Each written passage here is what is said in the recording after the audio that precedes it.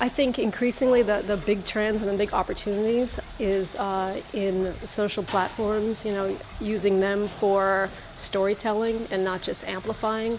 Um, it used to be that people would put up a Twitter feed and all they would, a company or brand would have a Twitter account, a Twitter feed or a Facebook page, and all they would do would be to share headlines from their blog, or they'd say, we have a new white paper.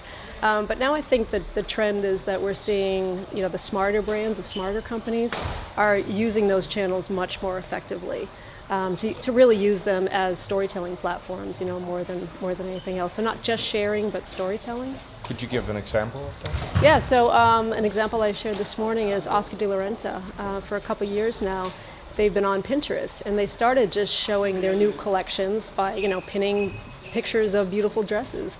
But then a couple years ago, about 2 years ago, they started using Pinterest more for storytelling. So at their annual fashion show, they would go behind the scenes and show you, here's what it's like, backstage.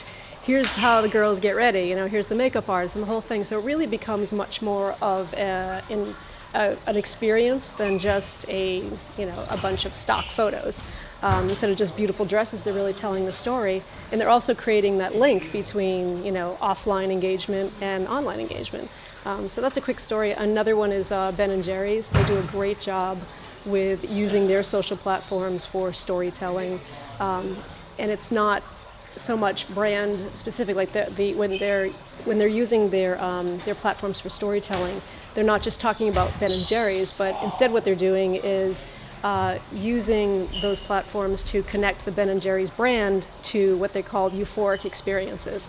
So rather than using a hashtag like Ben & Jerry's, which would be very specific to the ice cream maker, instead they use a hashtag on relevant networks like Facebook and Twitter and Instagram. The hashtag is Capture Euphoria. And they ask their fans to share photos of euphoric experiences. Now, sometimes that's about ice cream, but very often it's not. There's a picture of a grandfather holding his grandchild for the very first time. So what they're doing there essentially is they're connecting over-the-top life experiences with their over-the-top ice cream. So that's another example, I think, of hashtags and brands becoming less brand-centric, if you will, becoming more brand agnostic, and really telling a bigger story with their content.